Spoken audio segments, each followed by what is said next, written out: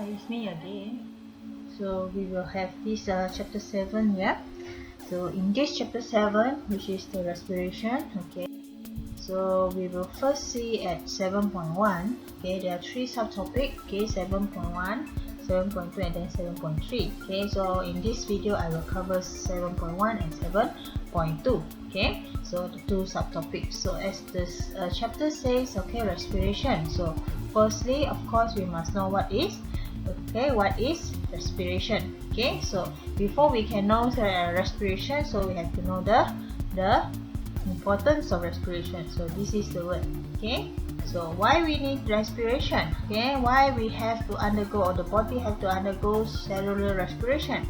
So then the main purpose is to get energy. Okay, of course, in order to get the energy, you have to undergo a series of process, okay, in order to get that energy that we need. Okay?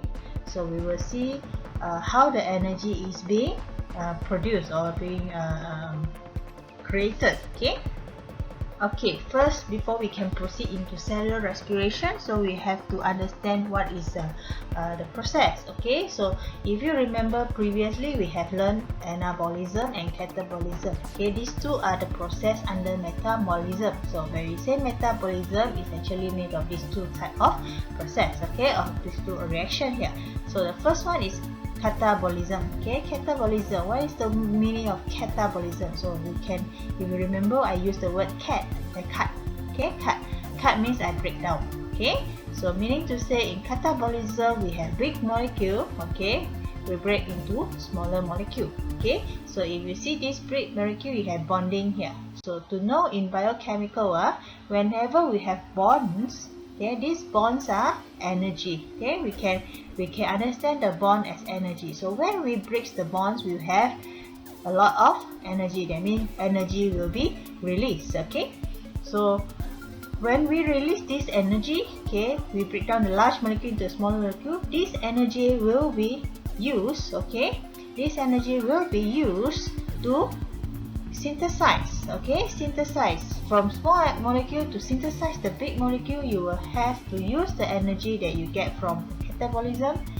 Okay, you can use the energy to build up. Okay, that means in order to synthesize whatever molecule that you need in your body, you have to use energy. So let me see one example. If you have food here, okay, so in previous chapter also we have learned, okay, in order to build the enzyme, if this is the amino acid, okay, if this is the amino acid, if you want to build the enzyme or functional protein, okay, we have to start with the monomers. Okay, the monomers are amino acids, right? So the amino acid have to bond together, okay, fall in their structures. Okay, after that it will form a tertiary structure of functional protein. So this functional protein, or we call the enzyme, are the one that can be used to carry out the body processes, okay, or the process that happen. Okay, that is called synthesis. Okay, but before we can get the energy, of course, you have to have, okay, catabolism, where you break down during digestion. So the big molecule that you have from your diet, okay, is break into smaller molecule. Okay, so that is basically what happened. Okay, where what happened when the energy is released and the energy is used. Okay, so now we will go into cellular respiration. Okay, so of course when you want to start a process, okay, you need substrate. Okay, so when we start discussing on cellular respiration, of course we must know what is the substrate need. Okay, so substrate, the definition is the substance that needed for the cellular respiration. So what do we need in order for that cellular respiration to happen? Okay, so of course we need substances. Now where can we get the substances? Okay, the substances we can get it from the food, okay, diet, or if you are the plant, okay, we can get it from sunlight.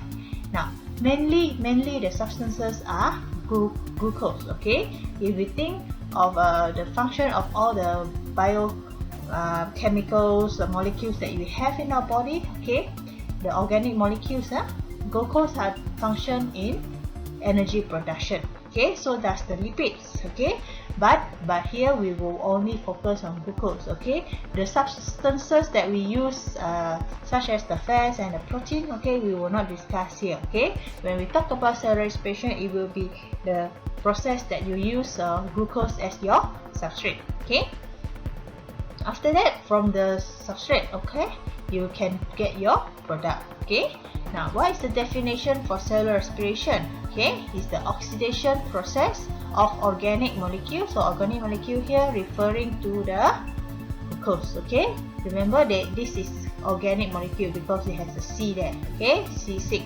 Okay, 6 carbon molecule. So to release energy. So this is the aim of respiration.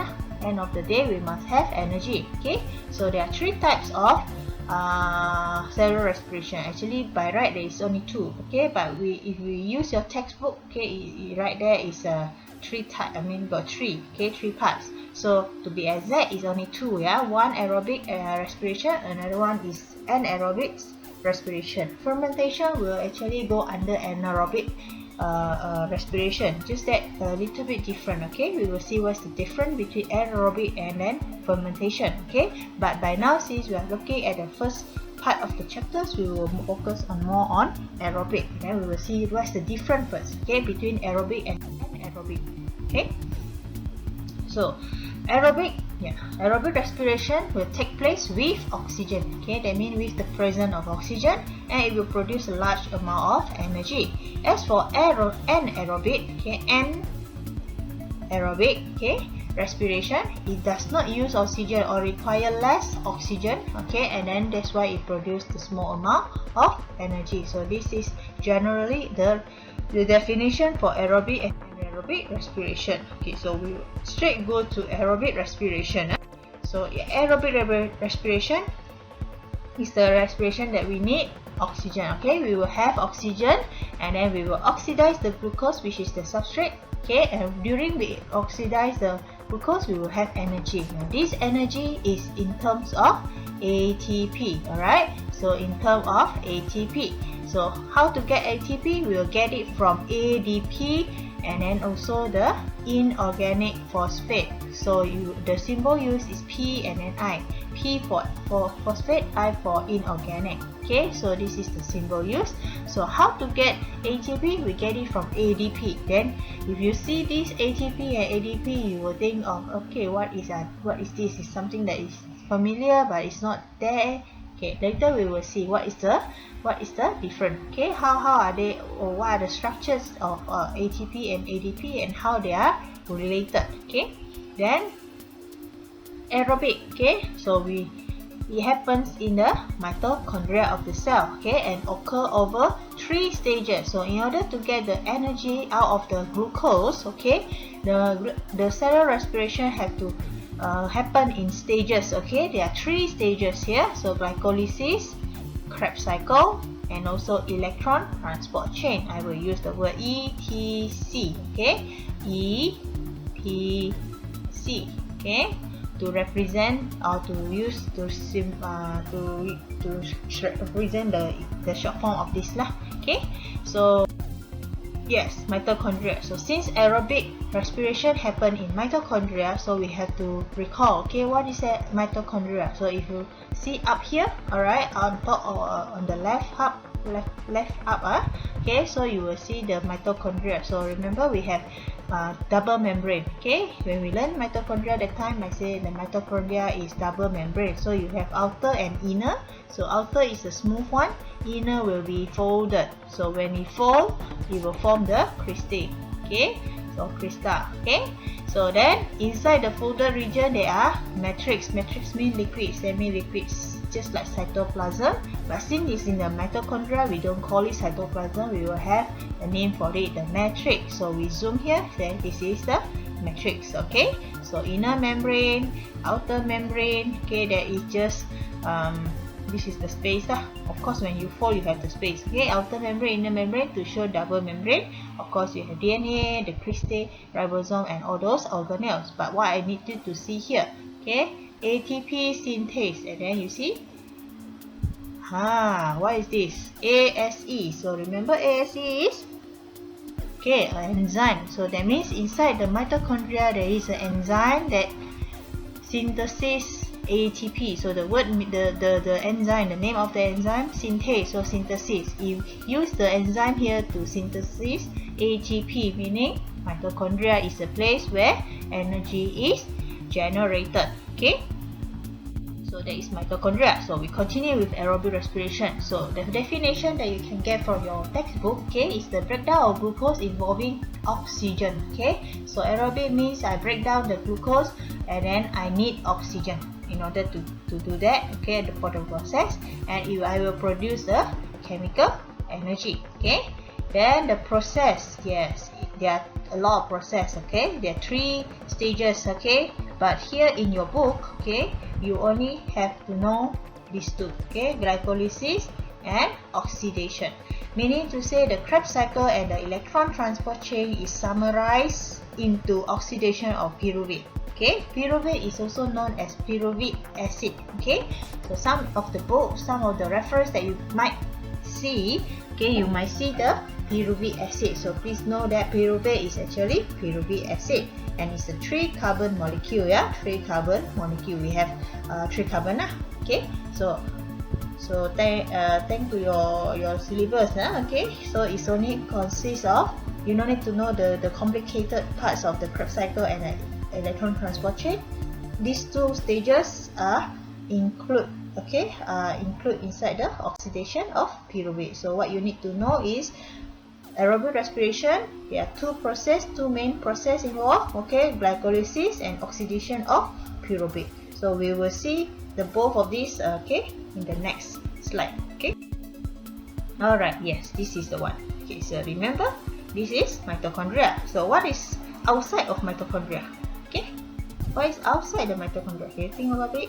Okay, please, you have learned. Okay, so just think about it, what is outside of mitochondria. So we can see here now, glucose, okay, the substrate, okay, it will be broken down into pyruvate, okay, pyruvate or pyruvic acid. Okay, this process is known as glycolysis, and you will get energy. See, okay, then this pyruvate is it will go to the next stage. Next process, we call it, okay, oxidation of pyruvate that happen inside the mitochondria. So inside the mitochondria, all these things you have just ignore it. Okay, just to know only. Okay, no need to memorize, because in your book you will know as they are known as oxidation of pyruvate. So you have Krebs cycle, electron transport chain. So in the process you will have, okay, carbon dioxide release, and then water release, energy release. Okay, so this is generally aerobic respiration. Okay, now, yes, can see here. Okay, can see. Just now the question I said, what is outside the mitochondria? Outside of mitochondria will be cytosol or cytoplasm. Okay, cytoplasm. The mitochondria is here. Outside of mitochondria, cytoplasm. That means the glucose. Yes, see here, the glucose will be break down into the pyruvate. Okay, the glycolysis process happen in cytoplasm. Then from the cytoplasm, the pyruvate will enter the mitochondria. Okay, then oxidation of pyruvate happen to get energy. Okay, and also the product lah. Okay, so you see here, glucose got 6 carbon. Yeah, pyruvate have 3 carbon. Okay, now I said pyruvate is 3 carbon molecule. So glucose is 6 carbon. Okay, you have learned this. Okay, so how many 3 carbon molecule can you get from 6 carbon molecule?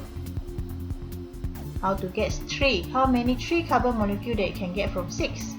Of course 2, right? 3 plus 3 is 6. So every time when we break down the glucose, you will have 2 pyruvate acid, okay, or 2 pyruvate molecule, and these 2 pyruvate molecule will enter the mitochondria to be oxidized. Okay, so yes, we have this summary of this. Okay, yes, see, so when we have glycolysis in the cytoplasm, you will get energy. Okay, so the pyruvic acid or the pyruvate, okay, will enter the mitochondria for oxidation.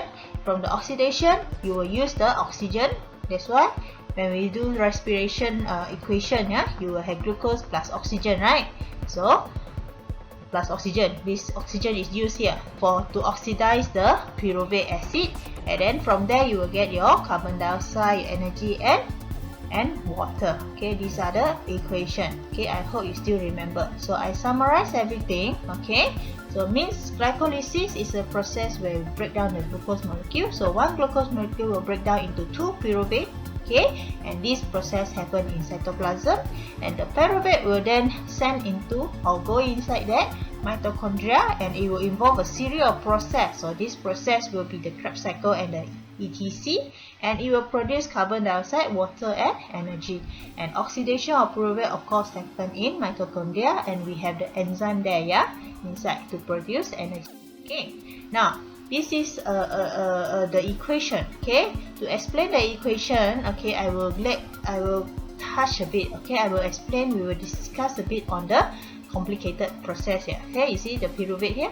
Okay, so just now we have explained until here. So glycolysis breakdown, this is a glucose breakdown. Glycolysis in the cytoplasm, you will have 6 carbon breakdown into 2 pyruvate molecules. So 3 carbon, 3 carbon. See, 6, 3, 3. So 6 lah. Okay, we don't lost any carbon there. Okay, so but here you can see that glycolysis, in order for glycolysis to happen, you need 2 energy. Okay, in order to start your respiration, you need energy. But after the glycolysis, they use the 2 energy, they will have 4 energy produced. So in net, okay, since use 2 produce 4, that means actually you only gain 2, right?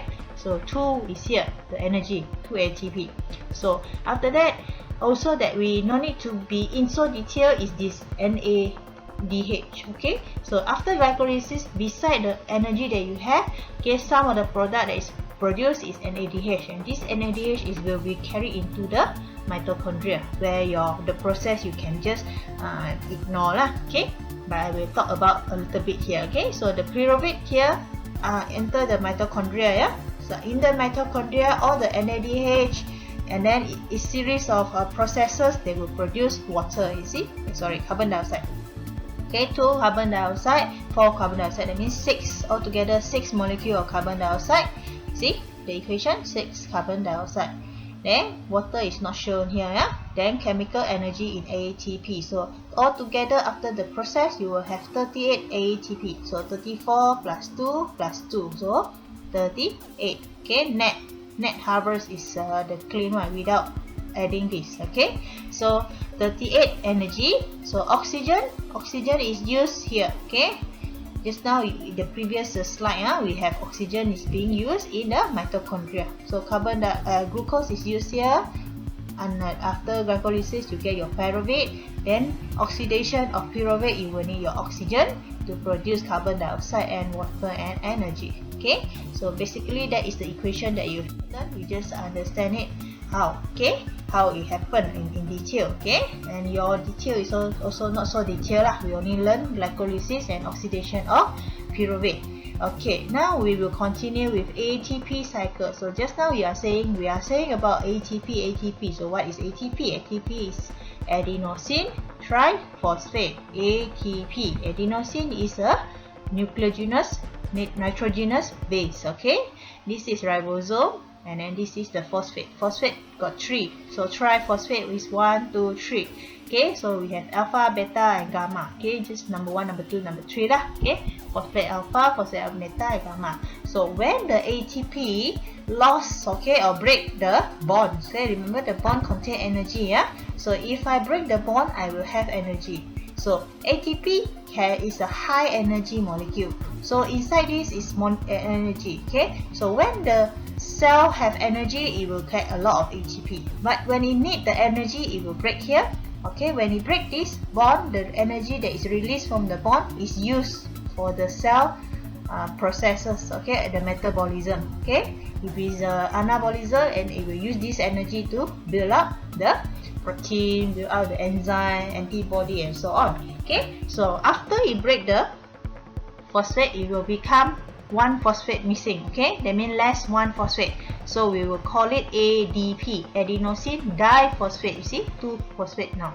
Okay, so this adenosine diphosphate, it will be keep. Okay, it will be keep inside the cell. Okay, or the cytoplasm, and then it will wait for free phosphate to come in, and then when the free phosphate come in after the aerobic respiration, it will build, the enzyme, remember ATP enzyme, ATP synthase will take this free phosphate and join it back with the ADP, and you will get back your ATP. So ATP and ADP is actually a cycle. Okay, so from ATP it will be breakdown so that it can be used for any of the cell use. Okay, the processes, and then after the process, the ADP will accumulate in the cytoplasm and wait for the cellular respiration. Okay, the cellular respiration will add in the phosphate using the enzyme ATP synthase. So you will build back you will make the ATP again. Okay, so that is how the ATP is being cycled. Okay, so this is the notes on ATP. So ATP are made of these three parts. So then the bonding between the beta gamma phosphate are particularly high in energy. So the bonds are high in energy. So when the bonds breaks, okay, we release the energy for the processes in the body. So whenever the cell needs energy, the ATP will break. Okay, and then it becomes ADP and a pre-phosphate. This is the one that have energy. Then all the cell will store the energy back. Okay, by combine ADP with the phosphate, and then it make it ATP again. So this one go on and on and on, and call it the cell cycle, the ATP cycle. Okay, so conclusion, this is what we have in 7.2. Okay, we will see aerobic respiration. So aerobic respiration, basically what you have is two process. Glycolysis happen in the cytoplasm. Okay, and then oxidation of pyruvate happen in the mitochondria. So glycolysis, you will get 2 pyruvic acid, the molecule with energy. Okay, then this pyruvic acid or pyruvate will enter mitochondria and get more energy. Okay, and then that is the time oxygen is used. Okay, oxidation of pyruvate. Okay, oxidation means oxygen. Oxygen is added to the pyruvate acid. Okay, so when you have all those reaction, okay, you will have carbon dioxide and water. Okay, so with the energy. Clear? Okay, so we will stop here. Okay, I will stop here and I will see you again. Okay, thank you. Then I have one short video. You will have to just watch lah. Okay, it's on cellular respiration and aerobic. Okay, a little bit only. Okay. The video explained in full the 3 stages. So please just hello there. I'm at the gym. I don't know why you're here, but I'm going to do some push-ups, so you can join me on the floor if you want. Now, I'm not doing this just to show off or anything. I'm actually doing this for science, okay? Ugh. You see what happened there? My arms moved, my shoulders moved, my back and stomach muscles moved, my heart pumped blood to all those different places. It's pretty neat, huh? Well, it turns out that how we make and use energy is a lot like sports or other kinds of exercise. It can be hard work and a little bit complicated, but if you do it right, it comes with some tremendous payoffs. But unlike hitting a ball with a stick, it's so marvelously complicated and awesome that we're still unraveling the mysteries of how it all works. And it all starts with a marvelous molecule that is one of your best friends, ATP.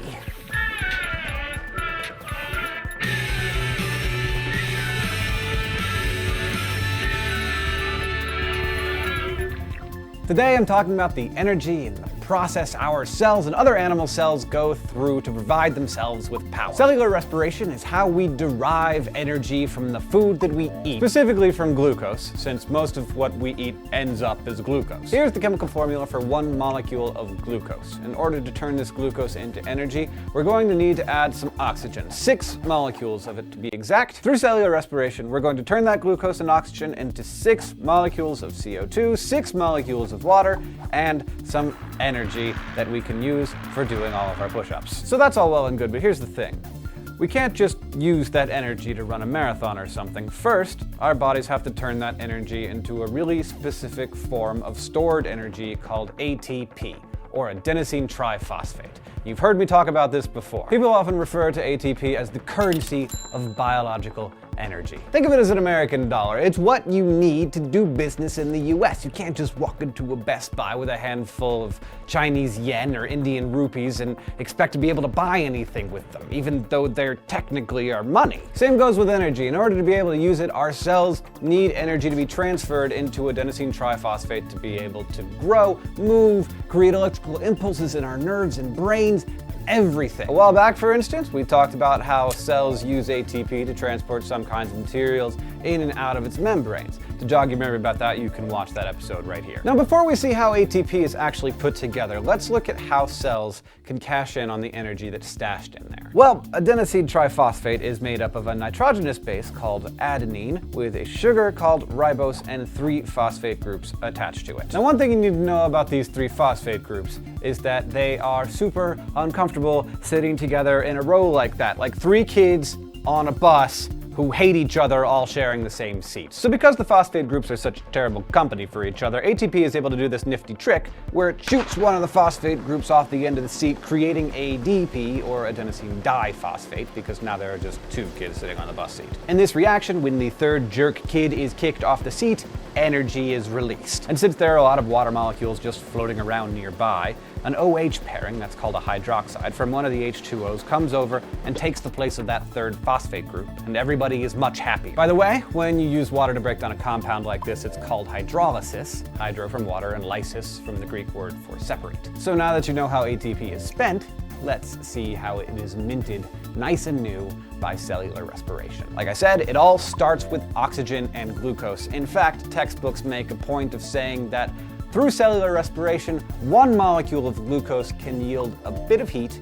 and 38 molecules of ATP. Now, it's worth noting that this number is kind of a best case scenario. Usually it's more like 29 or 30 ATPs, but whatever. People are still studying this stuff, so let's stick with that number, 38. Now, cellular respiration isn't something that just happens all at once. Glucose is transformed into ATPs over 3 separate stages: glycolysis, the Krebs cycle, and the electron transport chain. Traditionally, these stages are described as coming one after the other, but really everything in the cell is kind of happening all at the same time. But let's start with the first step, glycolysis, or the breaking down of the glucose. Glucose, of course, is a sugar. You know this because it's got an ose at the end of it. And glycolysis is just the breaking up of glucose's 6-carbon ring into 2 3-carbon molecules called pyruvic acids, or pyruvate molecules. Now, in order to explain exactly how glycolysis works, I'd need about an hour of your time and a giant cast of finger puppets, each playing a different enzyme. And though it would pain me to do it, I would have to use words like phosphoglucoisomerase.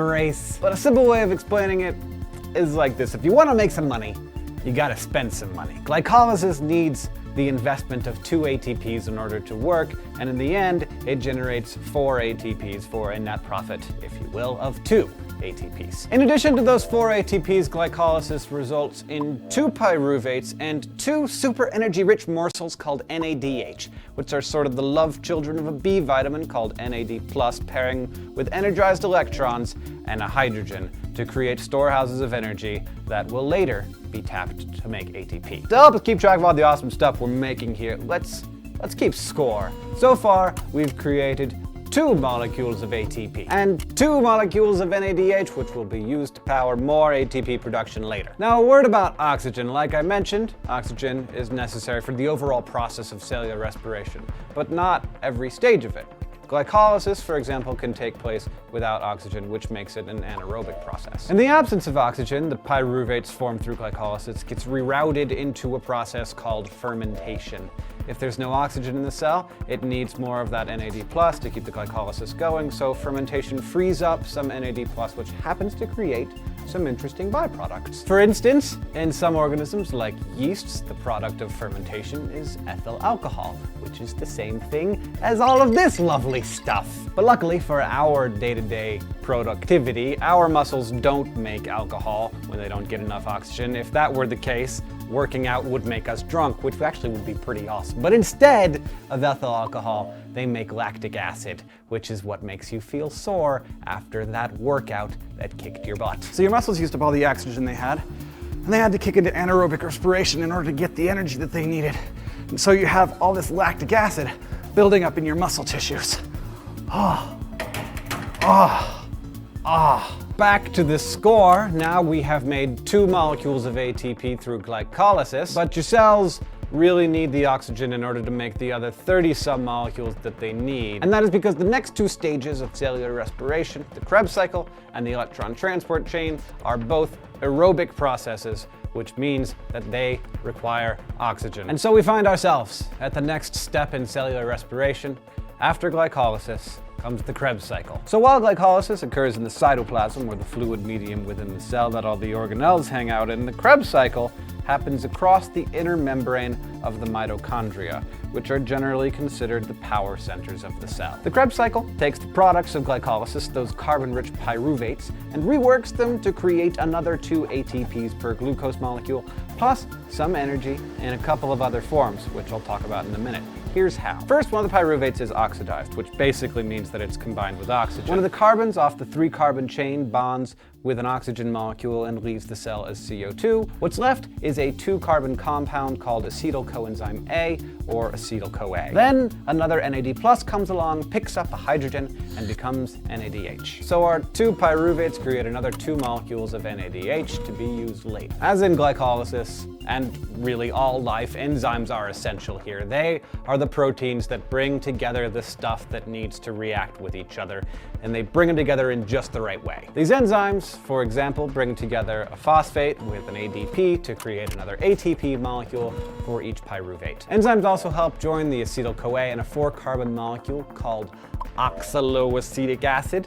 I think that's how you pronounce it, together, and they form a 6-carbon molecule called citric acid, and I'm certain that that's how you pronounce that one, because yeah, it's the stuff that's in orange juice.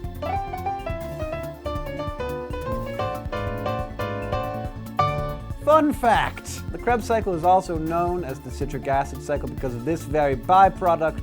However, it is usually referred to by the name of the man who figured it all out. Hans Krebs, an ear, nose, and throat surgeon who fled Nazi Germany to teach biochemistry at Cambridge, where he discovered this incredibly complex cycle in 1937. For being such a total frickin' genius, he was awarded the Nobel Prize for Medicine in 1953. Anyway, the citric acid is then oxidized over a bunch of intricate steps, cutting carbons off left and right to eventually get back to oxaloacetic acid, which is what makes the Krebs cycle a cycle. And as the carbons get cleaved off the citric acid, there are leftovers in the form of CO2 or carbon dioxide, which are exhaled by the cell and eventually by you. You and I, as we continue our existence as people, are exhaling the products of the Krebs cycle right now. Good work. This video, by the way, using a lot of ATP making it. Now each time a carbon comes off of the citric acid, some energy is made, but it's not ATP, it's stored in a whole different kind of molecular package. This is where we go back to NAD+ and its sort of colleague, FAD. NAD+ and FAD are chummy little enzymes that are related to B vitamins, derivatives of niacin and riboflavin, which you might have seen in the vitamin aisle. These B vitamins are good at holding on to high energy electrons and keeping that energy until it can get released later in the electron transport chain. In fact, they're so good at it that they show up in a lot in those high energy vitamin powders that the kids are taking these days. NADs and FADs are like batteries, big awkward batteries that pick up hydrogen and energized electrons from each pyruvate, which in effect charges them up. The addition of hydrogen turns them into NADH and FADH2 respectively. Each pyruvate yields 3 NADHs and 1 FADH2 per cycle.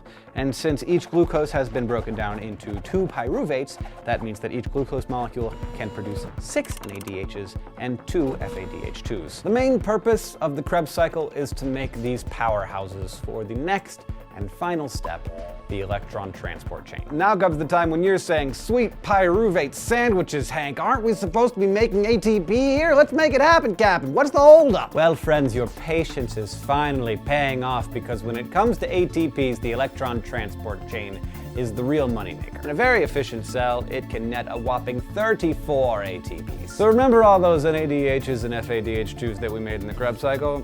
Well, their electrons are going to provide the energy that will work as a pump along a chain of channel proteins across the inner membrane of the mitochondria where the Krebs cycle occurred. These proteins will swap these electrons to send hydrogen protons from inside the very center of the mitochondria across its inner membrane to the outer compartment of the mitochondria. But once they're out, the protons want to get back to the other side of the inner membrane because there's a lot of other protons out there, and as we've learned, nature always tends to seek a nice peaceful balance on either side of a membrane. So all of these anxious protons are allowed back in through a special protein called ATP synthase. And the energy of this proton flow drives this crazy spinning mechanism that squeezes some ADP and some phosphates together to form ATP. So the electrons from the 10 NADHs that come out of the Krebs cycle have just enough energy to produce roughly 3 ATPs each. And we can't forget our friends, the FADH2s. We have 2 of them, and they make 2 ATPs each. And voila, that is how animal cells the world over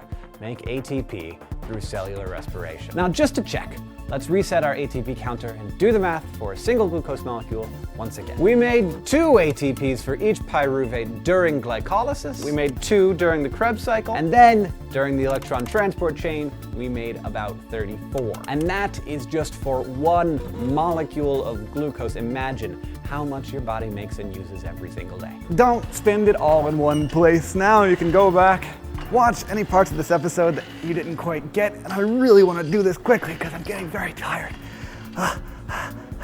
If you want to ask us questions, you can see us in the YouTube comments below, or of course, you can connect with us on Facebook or Twitter.